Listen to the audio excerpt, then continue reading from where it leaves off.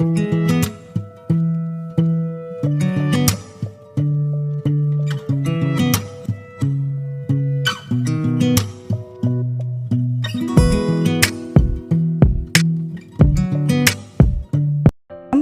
To Kovai cookery. இன்றைக்கி வந்து Sunday, அதனால் எங்கள் வீட்டில் தலக்கறி அதை வந்து உங்களுக்காக கொடுக்குறேன். இது வரைக்கும் நம்ம சேனல் சப்ஸ்கிரைப் பண்ணலைன்னா பண்ணிக்கோங்க. பக்கத்தில் இருக்கிற பெல் ஐக்கானை கிளிக் பண்ணிக்கோங்க. அதுக்கு வந்து நான் ஒரு 3/4 கிலோ வர்ற அளவுக்கு ஒரு தலை வெட்டி கொடுத்தாங்க. அவங்க சொல்லிட்டோன்னா க்ளீனாக பண்ணி கொடுத்துருவாங்க கடையிலேயே. அதை வாங்கிக்கோங்க. சுத்தமாக உப்பு மஞ்சள் போட்டு கழுவிக்கோங்க. அது கூட குக்கரில் போட்டுட்டு அது கூட வெங்காயம் 2 வெங்காயம், ஒரு தக்காளி, 2 பச்சை மிளகாய் கட் பண்ணி போட்டுக்கோங்க. அதுக்கப்புறமா 1/4 டீஸ்பூன் மஞ்சள் போட்டுக்கோங்க. ஏற்கனவே மஞ்சள் போட்டு கழுவி இருக்கிறோம், இருந்தாலும் போட்டுக்கோங்க. அது கூட இஞ்சி பூண்டு பேஸ்ட்டு வந்து ஆட் பண்ணிக்கலாம். அது ஒரு ஸ்பூன் அளவுக்கு போட்டிருக்கிறேன்.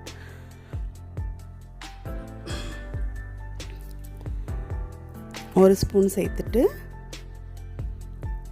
அளவாக தண்ணி ஊற்றி, இது வந்து நான் ஃப்ரை மாதிரி பண்ணுறேன், குழம்பில்லை, அதனால் தண்ணி வந்து அளவாக சேர்த்துக்கலாம். இப்போ வந்து 2 டேபிள் ஸ்பூன் வந்து தனியா பவுடர், அதாவது கொத்தமல்லி தூள்,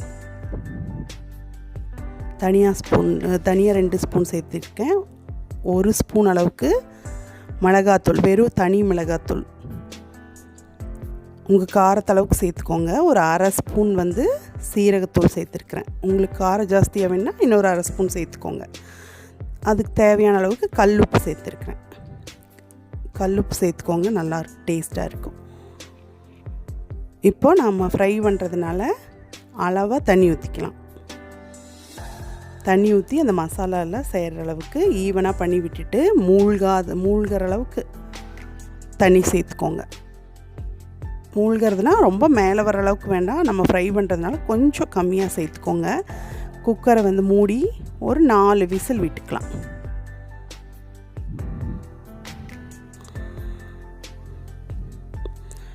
மூடியாச்சு. இப்போ ஒரு 4 விசில் விட்டுட்டு அப்புறம் நம்ம ஓப்பன் பண்ணி பார்க்கலாம். கரெக்டாக வெந்திருக்கும் 4 விசிலுக்கு. ஆடு கொஞ்சம் முத்தலாக இருந்துச்சுன்னா ஒரு 5 விசில் அப்படி விட்டுக்கோங்க, 6 அப்படி வச்சுக்கோங்க. இப்போது நம்ம ஓப்பன் பண்ணி பார்த்தாச்சு, வெந்துருச்சு. அப்போவுமே தண்ணி இருக்குது பாருங்கள். இப்போது நம்ம அடுப்பில் ஒரு கடாய் வச்சுக்கலாம்.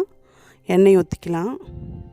ஒரு 3 ஸ்பூன் எண்ணெய் ஊற்றிக்கோங்க. இப்போ அதில் வந்து பட்டை, கிராம்பு, சோம்பு, பிரியாணி எல்லாம் சேர்த்துருக்குறேன். இது பொரியட்டும்.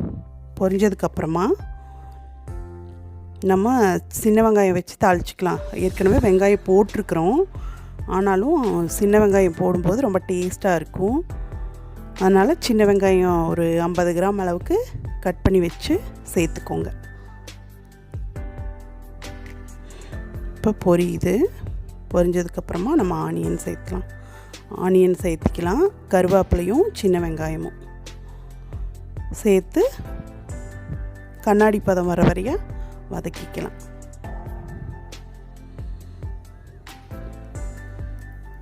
வதக்கிக்கோங்க. இப்போ அதுலேயும் இஞ்சி பூண்டு சேர்த்துருக்குறோம், ஆனாலும் அந்த தலை வாசம் வரும்ல, அந்த வாசம் வந்து கம்மியாகிறதுக்காக இதுலேயும் கொஞ்சம் இஞ்சி பூண்டு பேஸ்ட் சேர்த்துக்கலாம். ஒரு 1/2 ஸ்பூன் சேர்த்துக்கோங்க. வதக்கும் போது நல்லா அடி பிடிச்சிக்கும். இப்போ நல்லா கலந்துடுங்க.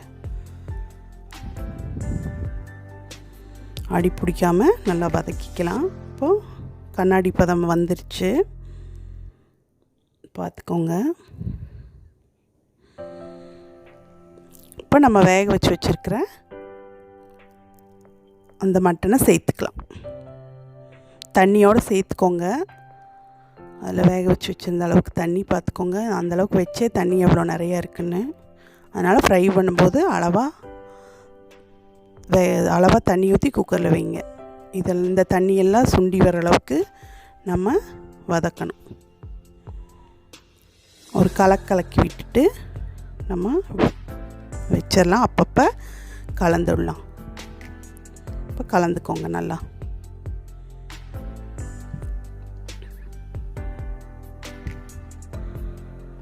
நல்லா வெந்துருச்சு 4 விசில்லையே. இப்போ இந்தளவுக்கு வரும்போது மறுபடியும் ஒரு தரம் வணக்கி விடுங்க. இப்போ வந்தாச்சு பதம். இப்படி எண்ணெயெல்லாம் மேலே பிரிஞ்சு வரும். இப்போ வந்தாச்சு. சுருண்டு வர்ற பதத்தில் நம்ம இப்போ பெப்பர் சேர்க்கலாம். பெப்பர் வந்து கடைசியாக சேர்த்து சுருண்டு வர பதம் வருதில்ல, அப்போ சேர்த்துட்டு மறுபடியும் கலக்கி விட்டுட்டு நல்லா சுருள வந்ததுக்கப்புறம் எடுத்துக்கணும். முதலே போட்டோம்னா கசப்புத்தன்மை வந்துடும். அதுக்காக தான் நம்ம இப்போ சேர்க்குறோம். சேர்த்தாச்சு. நல்லா கலந்து விட்டுக்கோங்க. பாருங்கள், எண்ணெயெல்லாம் பிரிஞ்சு வந்து அந்த தண்ணியெல்லாம் சுத்தமாக சுண்டிருச்சு. இந்த பதத்தில் தான் ஃப்ரை பண்ணியாச்சு. நம்மளோட தலைக்கறி ரெடி. உங்கள் வீட்டில் செஞ்சு பார்த்துட்டு எனக்கு கமெண்ட் பண்ணுங்கள். நன்றி.